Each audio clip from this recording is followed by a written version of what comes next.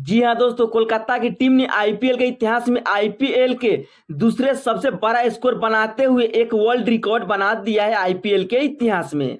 एक ऐसा मुकाबला जहां पे छक्के चौके की बारिश देखने को मिल रहा था। जी हाँ दोस्तों, कोलकाता की ओर से 22 चौके तो 18 छक्के लगे, जबकि दिल्ली की ओर से 12 चौके तो 11 गगनचुंबी छक्के देखने को मिला।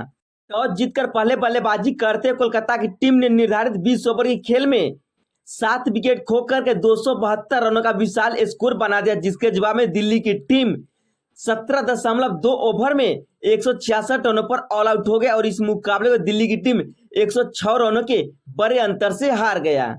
यहाँ दोस्तों, इसी हफ्ते आपने हैदराबाद और मुंबई का मुकाबला देखा होगा, जहां पे आईपीएल का सबसे बड़ा स्कोर यानी 277 रन बने थे। उस मुकाबले में 38 छक्के तो 32 चौके देखने को मिला था। उसी अंदाज में आज के मुकाबले में भी केकेआर के बल्लेबाजों ने कहर मचाते हुए एक इतिहास बना डाला आईपीएल के मुकाबले में। केकेआर के स्टार ऑलराउंडर सुनील नरेन ने इस मुकाबले में कमाल की बल्लेबाजी की। जितना तारीफ की जाएगी उतना ही कम पड़ जाएगा। जी हाँ दोस्तों, 7 चौके और 7 छक्के के सहारे 217 के स्ट्राइक रेट से 39 गेंदों में 85 रनों की तूफानी पारी खेल डाली इस मुकाबले में दिल्ली के खिलाफ विशाखापट्टनम की पिच पर। बॉलर इनके सामने कोई भी हो, इनको कोई फर्क नहीं पड़ रहा था। जब इनके सामने गेंद आ रही थी तो गेंद सीधा बाउंड्री के बाहर ही निकलती हुई नजर आ रही थी। भले इस मुकाबले को दिल्ली की टीम हार गई और पॉइंट टेबल में सबसे नीचे यानी 9वें स्थान पर चली गई है। जी हाँ दोस्तों, इसी जीत के साथ कोलकाता इस सीजन में अपना लगातार 3 मुकाबले में तीसरी जीत हासिल करके पॉइंट टेबल में टॉप 1 पर बरकरार हो गया। जी हाँ दोस्तों, नारायण की धाकड़ बल्लेबाजी ऋषभ पंत की कप्तानी वाली दिल्ली कैपिटल पर पड़ गया बहुत ही बड़ा भारी। जिस अंदाज में सुनील नरेन ने इस मुकाबले में बल्लेबाजी की वह देखने लायक थे। जिस अंदाज में आखिरी के क्षणों में रसल और रिंकू सिंह बल्लेबाजी कर रहे थे, अब ऐसा लगने लगा कि हैदराबाद के 277 रनों का स्कोर को भी इस मुकाबले में केकेआर की टीम तोड़ देगा। लेकिन आखिरी के क्षणों में ईशांत शर्मा की गेंदबाजी के सामने केकेआर के स्टार बल्लेबाज रसल भी इस मुकाबले में पूरी तरह से फ्लॉप नजर आए आखिरी ओवर में।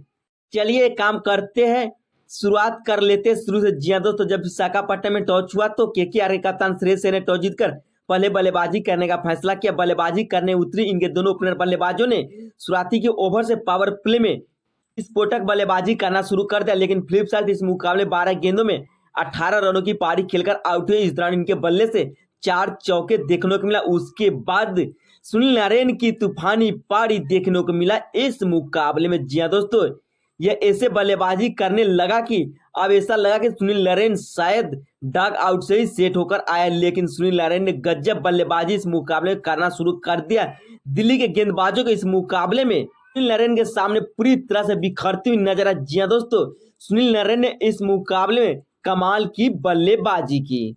और तीसरे नंबर पर बल्लेबाजी करने आए अंकित रघुवंशी ने भी शानदार का साथ दिया सुनील नारायण का। जी हाँ दोस्तों, दूसरे विकेट के लिए दोनों बल्लेबाजों के बीच 48 गेंदों में 104 रनों की तूफानी साझेदारी हो गई।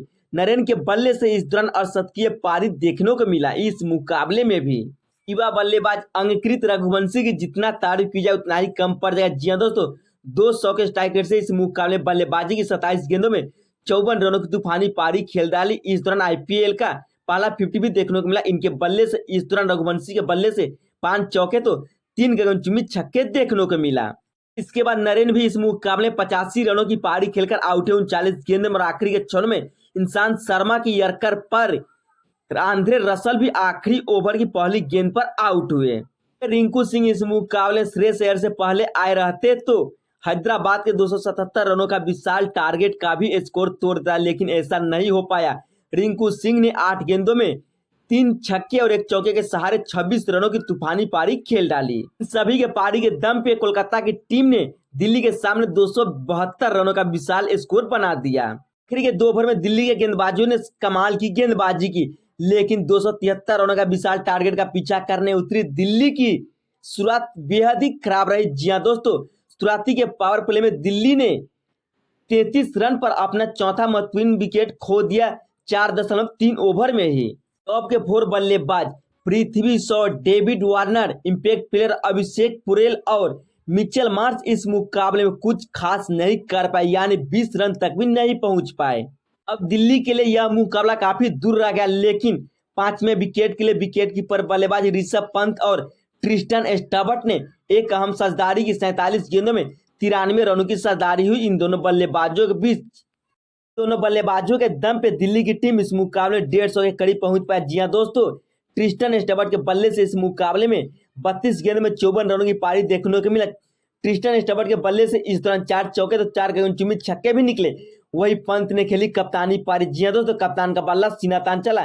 पंत ने इस मुकाबले 25 गेंद में 55 रनों का योगदान दिया। इस दौरान पंत के बल्ले से 4 चौके तो 5 गगनचुंबी छक्के देखने को मिला। 220 के स्ट्राइक रेट से बल्लेबाजी की इस मुकाबले में ऋषभ पंत।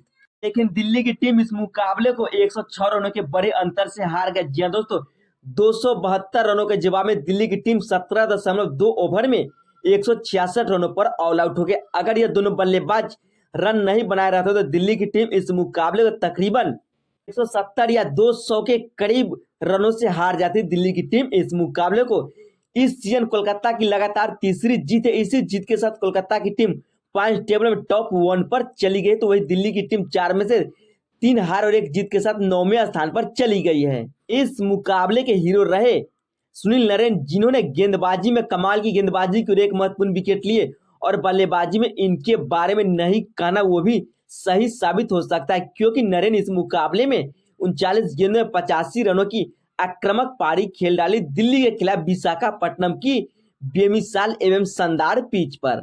सुनील नरेन के इस प्रदर्शन को आप 100 में से कितने नंबर देना चाहते हैं?